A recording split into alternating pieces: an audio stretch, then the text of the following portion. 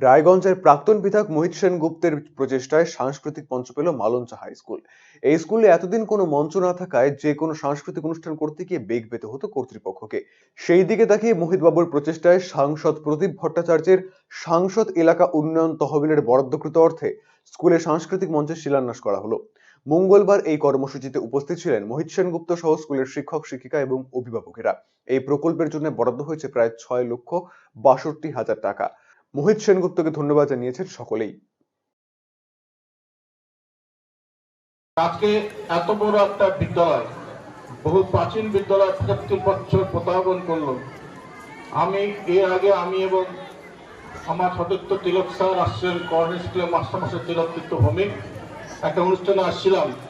তখন শুনছিলাম প্রতি বছর প্রোগ্রাম হবে, কিন্তু আমরা একটা নিয়ে উপলব্ধি করলাম, সব বিদ্যালয় একটা মঞ্চ আছে, সেই এই বিদ্যালয় মঞ্চ নাই কেন। তখন আমি বলছিলাম যদি আমি কিছু করতে পারি, চিন্তা থাকলো আমাদের একটা কিছু করা যায় কিনা, ৭৫ বছর পূর্তি উপলক্ষে আমরা কিছু করতে পারি কিনা। আমি 10 লক্ষ টাকা ডিমান্ড করেছিলাম প্রদীপদার কাছে। যখন কিছুই নাই, সব পুজো জেলা আমাদের এই বিদ্যালয় জেলা রাখলেন 6,62,000।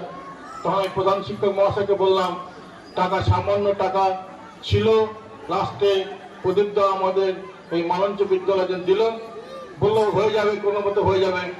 সেই প্রদীপদার কাছ থেকে এই সামান্য অর্থ আমরা পেলাম এই বিদ্যালয়ের ৭৫ বছর উপলক্ষে আমরা স্থায়ী মঞ্চ করার জন্য।